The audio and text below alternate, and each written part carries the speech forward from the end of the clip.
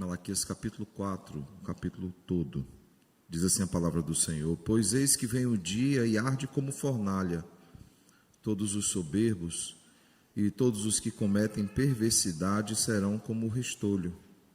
O dia que vem os abrasará, diz o Senhor dos Exércitos, de sorte que não lhes deixará nem raiz nem ramo. Mas para vós outros que temeis o meu nome nascerá o sol da justiça, trazendo salvação nas suas asas. Saireis e saltareis como bezerros, soltos da estrebaria. Pisareis os perversos, porque se farão cinzas debaixo das plantas de vossos pés, naquele dia que preparei, diz o Senhor dos Exércitos. Lembrai-vos da lei de Moisés, meu servo, a qual lhe prescrevi no Horebe para todo Israel, a saber, estatutos e juízos. Eis que eu vos enviarei o profeta Elias, antes que venha o grande e terrível dia do Senhor. Ele converterá o coração dos pais aos filhos e o coração dos filhos a seus pais, para que eu não venha e fira a terra com maldição. Oremos ao Senhor. Santíssimo Deus, maravilhoso Pai, nós te somos gratos, Deus, pelo texto que acabamos de ler, tendo total convicção, Pai, que sem Ti nós não conseguiremos, Pai, entender esse texto e colocá-lo em prática. Por isso nós te suplicamos, Pai, que o doce e Santo Espírito Divino Mestre aclare as nossas mentes, traga entendimento aos nossos corações, para que possamos entender a Tua palavra, o mesmo Espírito Santo que inspirou Malaquias a registrar, Senhor, essas promessas gloriosas. Seja Ele, Pai, a nos ensinar, iluminando o nosso entendimento. E que Cristo, o profeta da igreja, nos santifique, Pai, nos admoeste, nos exorte, nos console, por meio desse texto, Senhor. Que possamos dele, Senhor, tirar lições práticas e que possamos, Pai, colocá-las em prática. Em especial, fala ao coração dos nossos filhos, dá atenção a cada um deles e também, Senhor, nos dá paciência como igreja para entender a importância de tê-los no nosso meio. Usa os pais na educação dos filhos, na instrução durante o sermão, para que saiamos todos nós, toda a igreja e família da aliança, saiamos daqui, edificados por Ti, Pai. É no nome de Jesus que nós te oramos e também te agradecemos. Amém.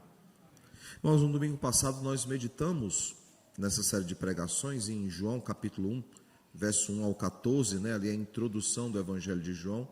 Nós meditamos no tema celebrando a encarnação, Por que nós devemos celebrar a encarnação? Hoje nós vamos falar do sol da justiça e já vimos na leitura do texto que o texto ele aponta para os dois momentos da vida de Jesus nessa terra, A sua primeira e a sua segunda vinda.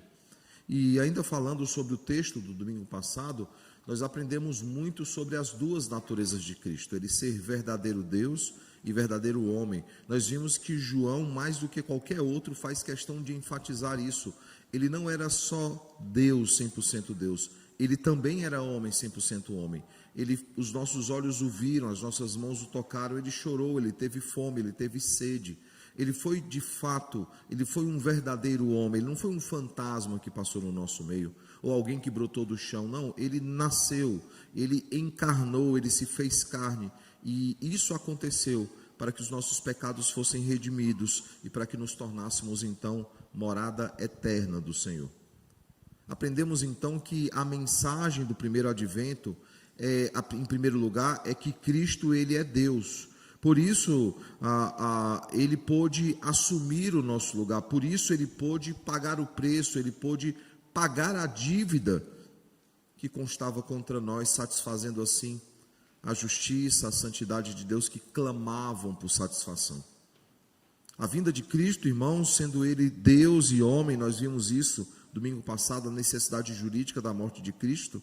Nós vimos que ao assumir uma natureza também humana, ele é o representante perfeito, ele é aquele que pode dialogar com as duas partes. Ele é Deus, ele pode conversar com Deus, ele é homem, ele pode conversar com o homem, ou seja, ele é o mediador perfeito, aquele que fala os dois idiomas, seria a figura do intérprete. Aprendemos também, irmãos, que a mensagem do primeiro advento nos fala que Cristo se encarnou para nos redimir. Ele é então o perfeito representante da raça humana. Ele é aquele que Paulo chama de segundo Adão. Enquanto o primeiro Adão desobedeceu no jardim e foi punido, Jesus ele obedece, o segundo Adão ele obedece no Calvário e ele é recompensado, ele vê o fruto do seu penoso trabalho. Enquanto o primeiro Adão foi tentado no jardim e caiu, Cristo ele é tentado no deserto e ele vence. Perceba, irmãos, que ele é de fato o perfeito representante da raça humana. Em terceiro lugar, nós aprendemos que a mensagem do advento nos ensina que nós precisamos nos tornar morada eterna do Senhor. E isso acontecerá quando tudo for consumado e quando nós estivermos em novos céus e nova terra. Eu pergunto então, irmãos, diariamente nós celebramos o primeiro advento, a encarnação de Cristo, e ansiamos pelo segundo advento, que é a volta gloriosa de Cristo? Ou nós vivemos como os judeus naqueles dias que não esperavam a vinda de Jesus? Tanto que quando os magos do Oriente anunciam que o rei havia nascido, Herodes não sabia a cidade, os escribas precisaram pesquisar para descobrir onde ele havia nascido. E podemos incorrer nesse erro também, de não estarmos ansiosos, atentos aos sinais, esperando com expectativa a volta gloriosa de Cristo. No texto de hoje, irmãos, olhando para o sol da justiça, nós meditaremos na volta de Cristo e nas suas implicações. Algumas perguntas para nos nortear essa manhã. Como nós devemos viver diante das dificuldades da caminhada cristã? Diante dos desafios dessa vida, como nós devemos lidar com essas questões, mas como nós devemos nos preparar para a volta gloriosa de Cristo. Malaquias ele deseja responder essas questões inspirado pelo Senhor, e é importante saber que Malaquias, Esdras e Neemias eles são contemporâneos, eles escrevem na mesma época, tanto que eles falam sobre as mesmas coisas. Aquela, não apenas pela perspectiva pós-cativeiro, mas porque todos eles estão confrontando pecados e preparando o povo do Senhor para a vinda gloriosa do Rei. Os três precisam exortar sobre os mesmos assuntos: casamento entre crentes e descrentes, negligência a respeito dos dízimos e das ofertas, irreverência no culto ao Senhor, pecados morais cometidos publicamente. Esses 4 aspectos, eles estão nos 3 livros.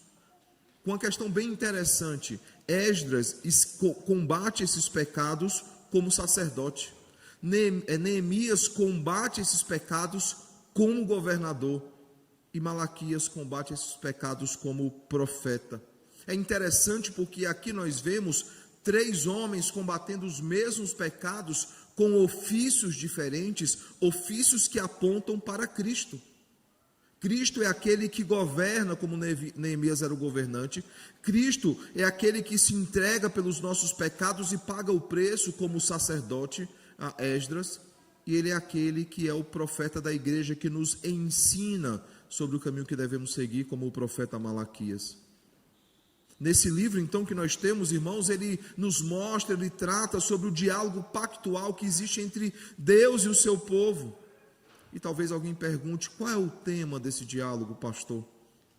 O tema é que eles são confrontados sobre os seus pecados. E quando eles são confrontados sobre os seus pecados, eles negam os seus pecados, fazendo com que o Senhor tenha que refutá-los, fazendo com que o Senhor diga que eles estão mentindo. Por exemplo, em Malaquias capítulo 1, verso 6 ao verso 8, o comecinho do verso 8 diz o seguinte: o filho honra o pai e o servo ao seu senhor. Se eu sou o seu pai, onde está a minha honra? Se eu sou o seu senhor, onde está o respeito para comigo? Diz o Senhor dos exércitos a vós outros, ó sacerdotes, que desprezais o meu nome. Aí ele faz a pergunta: vós dizeis, em que desprezamos nós o teu nome? E a resposta do Senhor é: ofereceis sobre o meu altar pão imundo, e ainda perguntais, em que te havemos profanado? Nisto que pensais, a mesa do Senhor é desprezível. Quando trazeis animais cegos para sacrificardes, isso não é isso mal? E quando trazeis o coxo ou enfermo, isso não é isso mal? E no verso 12 a 14, para ganharmos tempo, ele continua: mas vós o profanais, quando dizeis a mesa do Senhor é imunda, e o que nela se oferece, isto é, a sua comida é desprezível. Verso 13, e dizeis ainda, que canseira. E me desprezais, diz o Senhor dos Exércitos, vós ofereceis o dilacerado, e o coxo, o enfermo, assim fazeis a oferta. Aceitaria isso de vossa mão, diz o Senhor? Pois maldito seja o enganador, que tendo o animal sadio no seu rebanho, promete e oferece ao Senhor um defeituoso. Só para você entender, irmãos, naqueles dias, eram oferecidos sacrifícios anuais. O judeu, antes hebreu, agora já judeu, ele tinha duas opções pelo menos. Ele poderia criar um animal desde pequeno, dar ração, cuidar daquele animal, zelar para que ele não tivesse defeito, o animal machucado, coxo, bateu um olho num arbusto, perdeu a visão, aquele animal não poderia ser sacrificado. Então ele cuidava daquele animal melhor do que qualquer outro, para oferecer como sacrifício ao Senhor. Ele cuidava daquele animal, zelava, chegou o momento de sacrificar aquele animal, ele levava ao sacerdote, o sacerdote olhava o animal e autenticava aquele animal, esse animal pode ser sacrificado. Por essa autenticação ele pagava ao sacerdote um valor e entregava o animal. A outra opção seria eu não cuidar do animal, eu não criar o animal, eu chegar no dia do sacrifício, diante do sacerdote e pedir um animal, eu preciso de um animal para o sacrifício. Os animais que os sacerdotes ofereciam já eram todos autenticados. Ele olhava o animal, aquele que ia sacrificar, o sacerdote o mostrava, ele olhava o animal e falava, é esse animal aqui que eu quero. O sacerdote ia lá e sacrificava. Essa deveria ser a regra. Mas o que é que estava acontecendo? Os sacerdotes autenticavam um animal sadio, sem nada, pronto para o sacrifício, mas no momento de sacrificar, ele pegava um animal defeituoso e sacrificava. E aquele animal, pronto para o sacrifício, ele oferecia a outra pessoa, e a outra pessoa, e a outra pessoa. Não é à toa, e essa prática ainda continuava nos dias de Jesus, que Jesus disse que eles haviam tornado a casa do Senhor um covil de salteadores. Essa prática que eles tinham. E o Senhor, 400 anos antes de Jesus, já repreende a forma como eles eram irreverentes no culto ao Senhor, como eles ofereciam qualquer coisa a Deus. Mas não apenas isso, irmãos, ele também vai mais a fundo, porque aqui já é uma questão de coração, mas ele vai mais a fundo no capítulo 3, verso 8 e pergunta, roubará o homem a Deus? Todavia vós me roubais e dizeis, em que te roubamos? Ele responde, nos dízimos e nas ofertas. Perceba que a prática de tentar enganar a Deus, trocando os animais, havia já também entrado em outras áreas, ou poderíamos chamar aqui do pecado de Ananias, e Safira, quando eles tentam enganar a Deus ali na devolução do que foi vendido pelo terreno que eles tinham.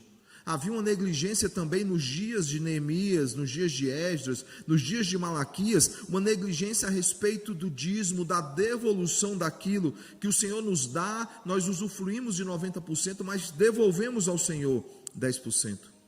Por isso, a lição central desses 3 livros, irmãos, é que eles deveriam confiar no Senhor, eles deveriam obedecer ao Senhor. E talvez alguém pergunte, mas por que não confiar? Por que eles não confiavam no Senhor? Bem, irmãos, o povo da aliança estava desiludido, eles estavam bem desanimados, eles estavam cheios de dúvidas em seus corações. Talvez alguém pergunte, por que, pastor?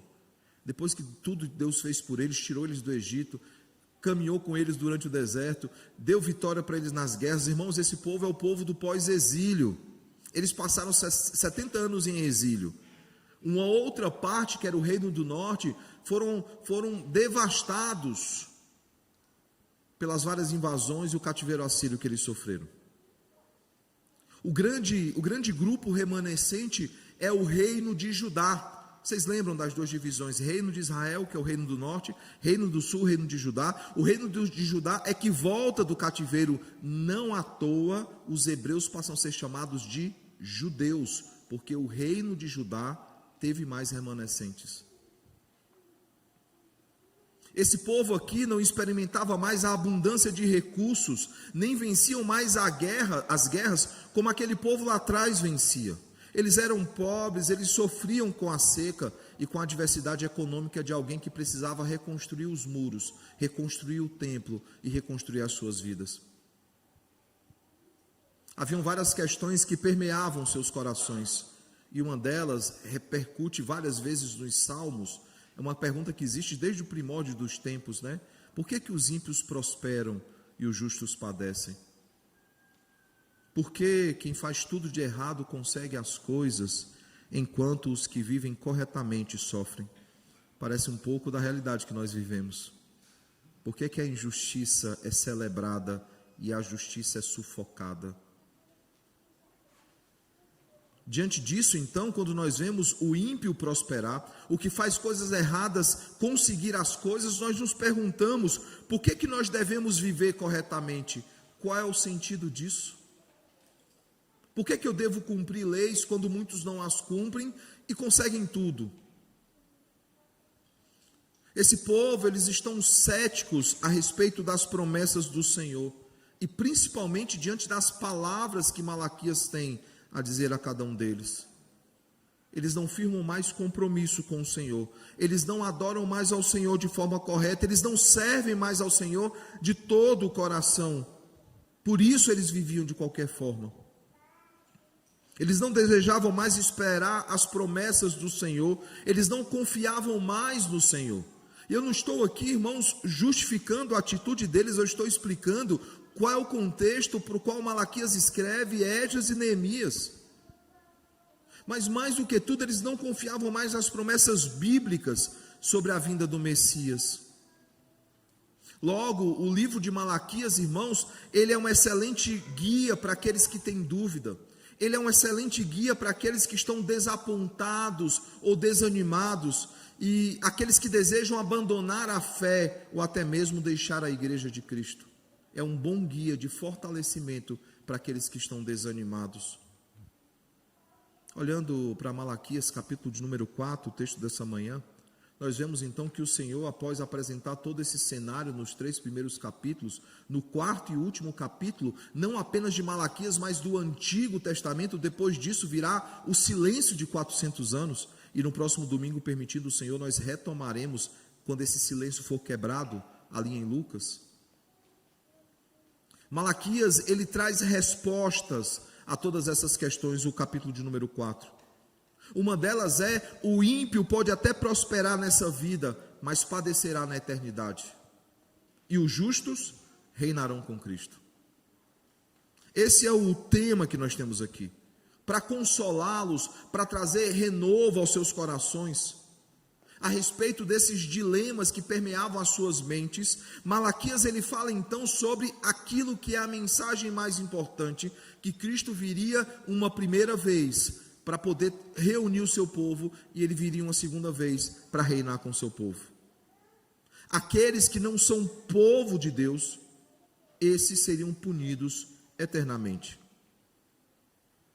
Para mostrar então qual deveria ser a postura da igreja diante deste mundo tenebroso, ele diz o seguinte: Cristo virá uma primeira vez e ele virá uma segunda vez. Veja o verso de número 1. Pois eis que vem um dia e arde como fornalha, todos os soberbos e todos os que cometem perversidade serão como o restolho. Restolho é a palavra palha, refere-se à palha, tá? O dia que vem os abrasará, o momento em que o joio será separado do trigo e o joio será queimado. Ele se refere aqui à segunda vinda de Cristo, o momento onde Cristo voltará para reinar com o seu povo e punir os seus inimigos.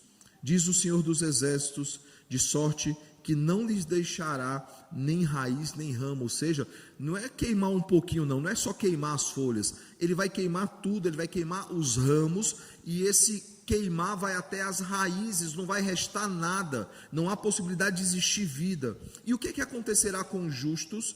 Verso 2 e verso 3, mas para vós outros quem? Que temeis o meu nome, nascerá o sol da justiça, trazendo salvação nas suas asas.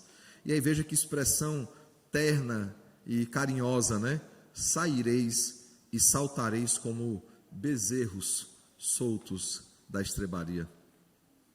Pisareis os perversos, pois se farão cinzas, referindo-se àqueles que foram queimados até a raiz. Pois se farão cinzas debaixo da planta de vossos pés, naquele dia que preparei, diz o Senhor dos Exércitos. Perceba, irmãos, que aqui a justiça será finalmente restabelecida por meio do reinado de justiça de Cristo, que é o Rei da justiça, o Sol da justiça. Nós veremos a justiça se cumprir, nós veremos a justiça se consumar. Isso deve, irmãos, trazer alegria aos nossos corações, alegria de nos fazer correr e saltar de alegria, ou como o texto diz, saltar como bezerros que foram soltos da estrebaria. Aqueles que criam animais de estimação, ou pets, né? Hoje tem um nome menorzinho, né? Pet. Minha época era animal de estimação. Aqueles que criam animais, se você abre a porta e ele não é acostumado, ele vai fazer o quê? Ele vai sair desembestado. Eu tinha um labrador, eu e o Gemima, nós ganhamos de presente de casamento, o Aslan, né?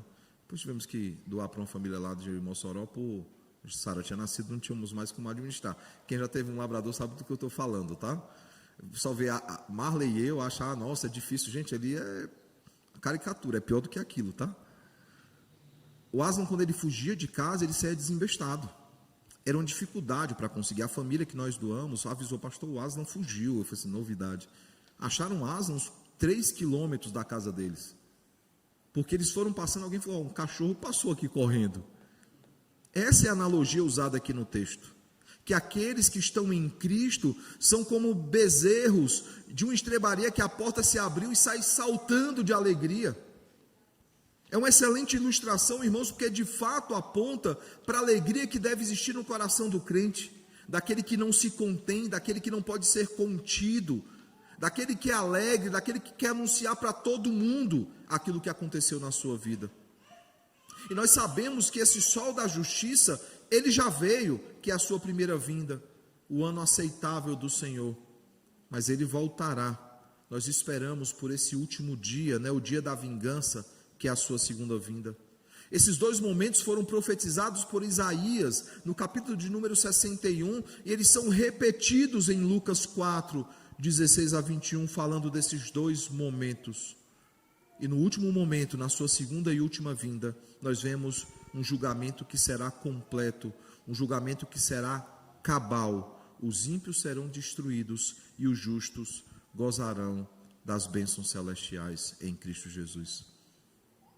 Antes, irmãos, de aplicar a sua justiça, o dia da vingança do nosso Deus, ele promete então, no verso 4 ao verso de número 6, ele promete que mandaria então um profeta para chamar o seu povo ao arrependimento e assim Cristo salvá-los. Os filhos se converterão aos pais e os pais se converterão aos filhos. Alguém que viria no poder de Elias. Ele se refere aqui a João Batista, que foi aquele que preparou o caminho, como o texto, irmãos, que é lembrado ali por Lucas, por meio da fala do anjo em Lucas 1, 5 a 25, que é a nossa próxima meditação, nós olharemos para esse texto. Irmãos, me permita, antes de falarmos dos pontos dessa manhã, eu sei que essa introdução é mais longa, apesar de um texto tão curto, porque ele é fundamental para os dois próximos sermões que nós teremos, mas é fantástica a escolha do termo, o sol da justiça, porque o termo sol da justiça e o termo justiça, eles são muito explorados nas escrituras. Nós temos Números 6:25, Isaías 9:2, o conceito lá que estavam em trevas e agora eles estão em luz, o conceito de luminosidade. Isaías 60:19, João 1, de 4 a 9, João Batista não era a luz, mas ele veio falar a respeito da luz, da verdadeira luz dos homens. Apocalipse 2:25. Cristo, ele é o sol da justiça, Cristo, ele é o alvorecer da justiça. A ideia de sol da justiça é esse: nós estamos em trevas até que o sol raia e traz luz. Aqueles que já leram ou até assistiram O Senhor dos Anéis vão lembrar disso, né? A promessa do Gandalf dizendo que em determinado dia, quando o sol nascesse, eles olhassem para o sol e eles viriam socorro.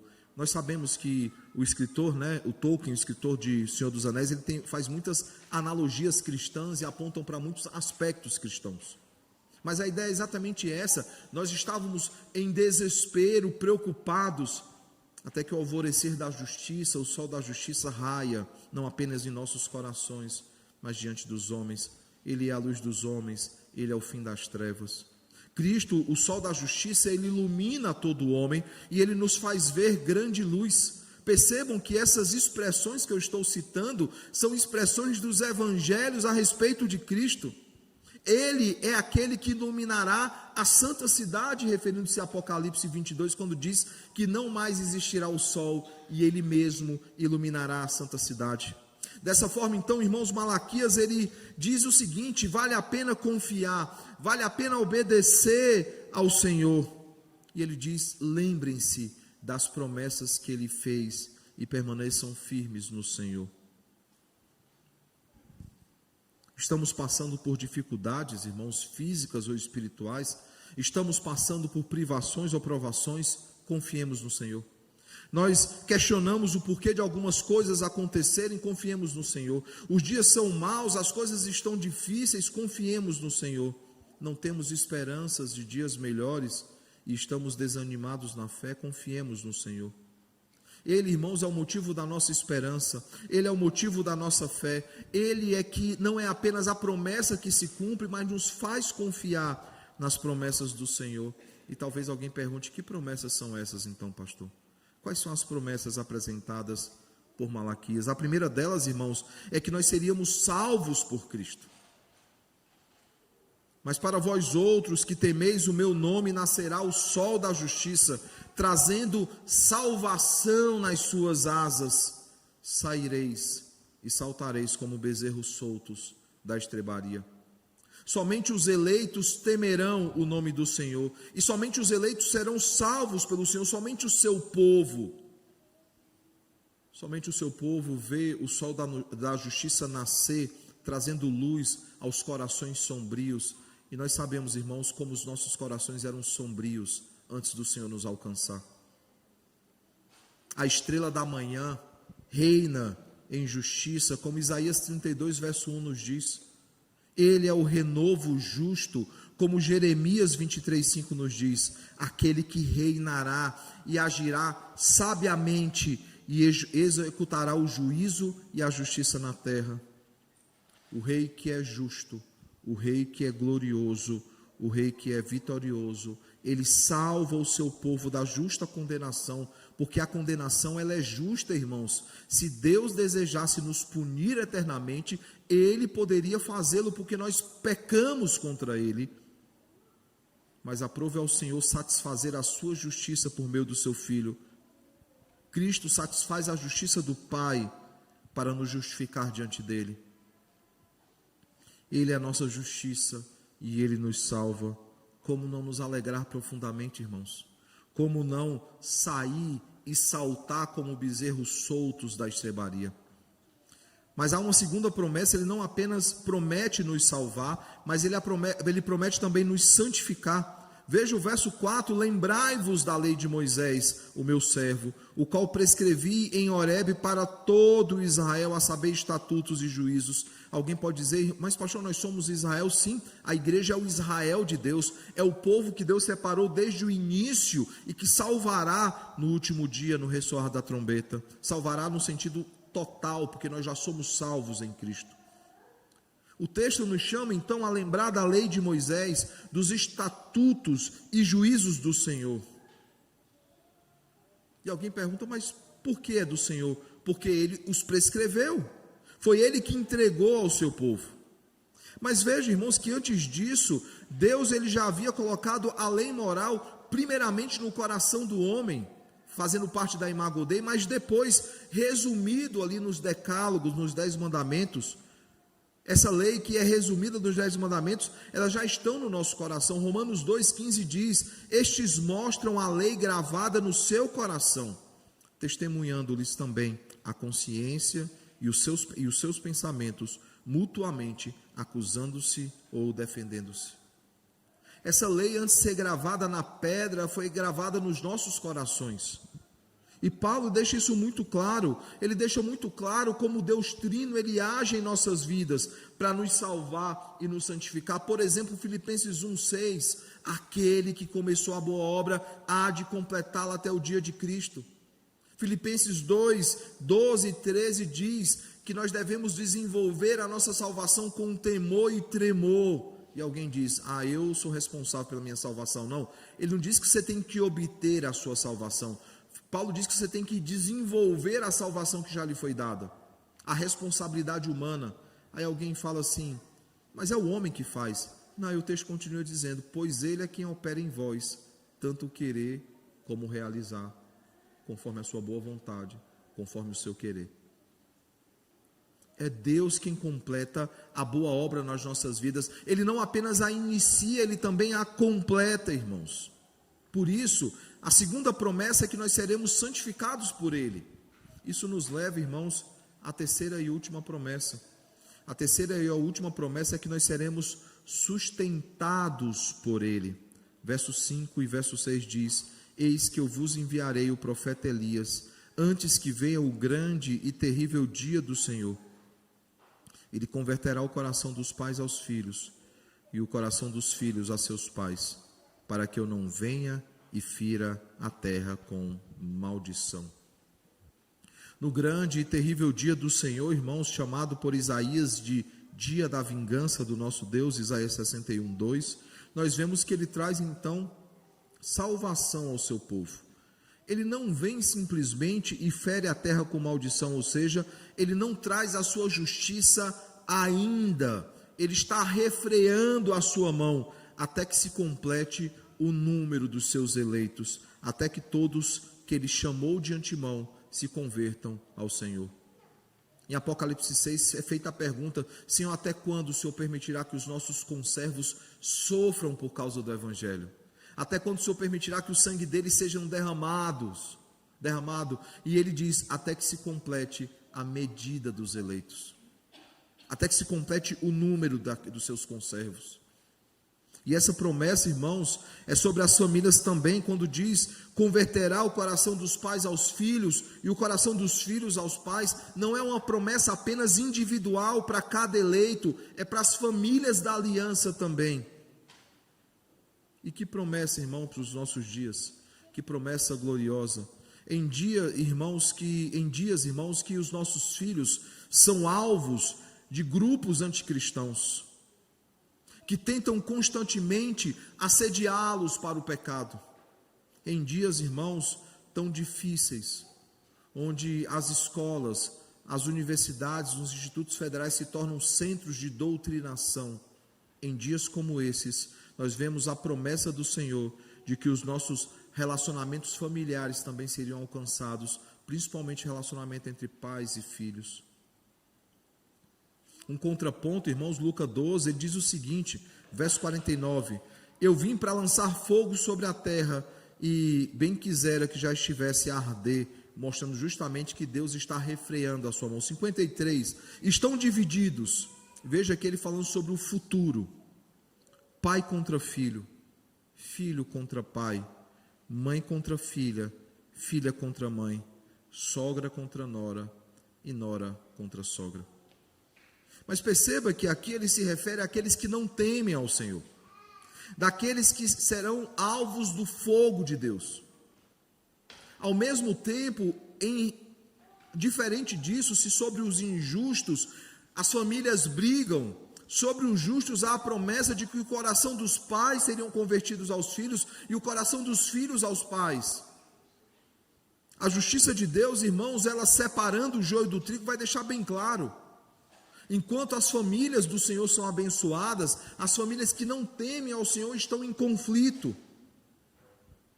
O texto de Lucas diz que isso trará desestabilidade a muitas famílias, até mesmo entre alguns que temem ao Senhor e outros não, alguns que são crentes, que têm familiares que não são crentes. Mas o que é que acontece, irmãos, com as famílias da aliança? Malaquias responde, ele converterá o coração dos pais aos filhos, e o coração dos filhos a seus pais. Em Atos 2, 38 e 39, nós já estamos concluindo, ele diz o seguinte, Arrependei-vos e cada um de vós seja batizado em nome de Jesus Cristo para a remissão dos vossos pecados e recebereis o dom do Espírito Santo. Pois para vós outros é a promessa, para vossos filhos e para todos os que ainda estão longe, isto é, para quantos o Senhor Deus chamar. Voltando então, irmãos, aqui ao ponto central que nós fomos regenerados, ele diz o seguinte, o verso 4 ao verso 6, para uma herança incorruptível, sem mácula, imacessível, reservada nos céus para vós outros, que sois guardados pelo poder de Deus, deixando bem claro que enquanto do outro lado, daqueles que não temem ao Senhor, vem punição, justiça, aqueles que temem ao Senhor, as famílias que temem ao Senhor, são guardados pelo poder de Deus. Ou como Judas afirma, a respeito do poderoso Deus que nos guarda dos tropeços e nos apresenta como, Judas diz o seguinte, 24, com exultação, imaculados diante da sua glória. Perceba que todos esses textos mostram claramente que o Senhor nos sustenta, que o Senhor nos preserva para que possamos perseverar. Esse é um dos pontos mais caros e mais importantes da nossa teologia, uma vez salvo, salvo para sempre. A chamada perseverança dos santos. E alguns acham que a perseverança dos santos é um salvo-conduto para viver de qualquer forma, e não é, irmãos.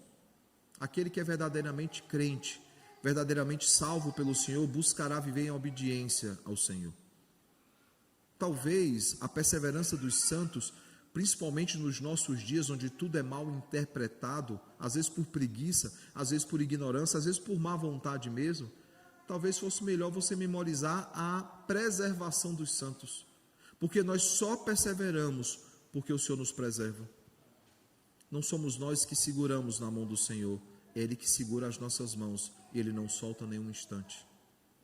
Nenhuma força, nada, o passado, o presente, o futuro, nada poderá nos separar do amor de Deus. O Senhor, Ele nos salva, o Senhor, Ele nos santifica, e o Senhor, Ele nos sustenta. Eu pergunto então, irmãos, concluindo, que aplicações nós podemos tirar do texto dessa manhã? A primeira delas, irmãos, é que nós precisamos nos alegrar diante de tão grande salvação, pois não existe nada que nos alegre mais. Aquele projeto que você tanto anseia, que você conseguiu realizar, isso traz alegria ao seu coração, mas não se compara à alegria da salvação. Aquela viagem, a família que você tanto esperou, aquele filho que chegou, os pais que tiveram a oportunidade de assistir o parto dos filhos, né? Sabe mais ou menos como é a alegria de finalmente ver aquele filho tão esperado, ou filha tão esperada. Hoje nós temos a ultrassonografia com Doppler em 3D, né? Rostozinho dourado, você leva a fotozinha para casa. Estava limpando alguns backups no computador, achei lá. Aliás, eu estava recebendo o exame do 05, né, do que está chegando, e aí eu entrei no link lá, e quando eu entrei no link, estava o vídeo do Davi, a ultra do Davi, que a gente viu o rostinho. Eu vou comparar, botar um do lado do outro, para ver se parece mesmo. Mas mesmo olhando 3D, quando o filho nasce, é diferente a emoção. Não se compara à alegria pela salvação em Cristo Jesus. É de fato como bezerros, ou como um animal que é solto de onde ele está, e ele sai desembestado, alegre. Precisamos, irmãos, nos alegrar diante de tão grande salvação e de tão grande sacrifício.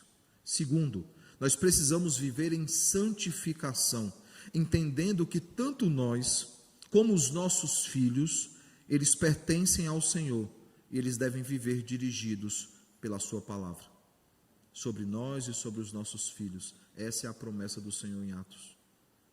Viver em santificação, irmãos, zelando pela nossa santificação, maridos zelando pela santificação das esposas e dos filhos, as esposas auxiliando os maridos nesse desafio, porque é um desafio, irmãos. Quem tem filhos sabe como é difícil.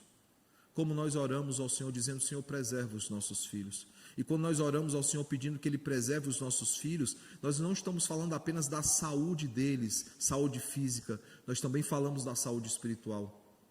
Que ele cresça com saúde, que ele tema o Senhor, ele ame o Senhor. Mas para isso, irmãos, nós precisamos fazer o nosso papel. Nós temos aqui na nossa igreja lutado para que os nossos filhos desde pequeno ouçam sermões. A gente faz isso porque há muitas igrejas pelo Brasil e pelo mundo que quando viram adolescentes acostumados no cultinho, né, eles não querem mais ficar na igreja. Aí se tornam voluntários do cultinho. Eu conheço, irmãos, adolescentes de 15, 16 anos que nunca ouviram um sermão. Mas sabe, irmãos, nós temos a oportunidade de fazer isso uma vez por semana.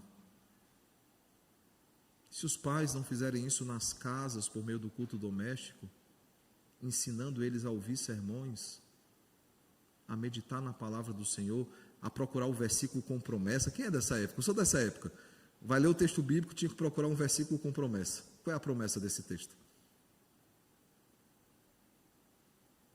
Isso é investir na santificação dos nossos filhos, para que eles amem o Senhor como nós amamos o Senhor, para que eles temam a Deus como nós tememos a Deus, para que eles confiem em Cristo como nós confiamos em Cristo. Terceira e última coisa, irmãos, nós precisamos confiar em nossa salvação. E alguém pode achar que isso é presunção, né? Nossa, eu dizer que eu sou salvo. A palavra de Deus diz que o Espírito Santo confirma em nossos corações que nós pertencemos ao Senhor. Nós precisamos confiar em nossa salvação, sabendo que é Ele quem nos salva, é Ele quem nos santifica, acima de tudo é Ele quem nos mantém salvos. Jesus ali falando, João registrando, ele diz o seguinte: eu vim para morrer por eles e ninguém pode arrancá-lo das minhas mãos. Ninguém tem poder para vencer o Rei vitorioso. Ele segura as nossas mãos e não solta nenhum instante. Eu pergunto então, irmãos, nós confiamos em suas promessas? Nós confiamos naquilo que acabamos de ver nesse texto, que Ele nos salva, Ele nos santifica e Ele nos sustenta. Nós confiamos nas suas promessas. Que o sol da justiça, irmãos, nos ajude a confiar nas suas promessas, na promessa de salvação, na promessa de santificação, na promessa de sustento. Fazendo aqui uma menção novamente à obra do Tolkien, né? Que aguardemos com alegria e expectativa a volta, o retorno glorioso do Rei. Sabendo que Ele, irmãos, nos salvou, Ele tem nos santificado e nos sustentado, Ele tem nos preparado para o dia glorioso, no dia que a trombeta vai ressoar, e nós veremos com os nossos olhos a volta gloriosa do Rei, e reinaremos com o Senhor eternamente, em novos céus e nova terra.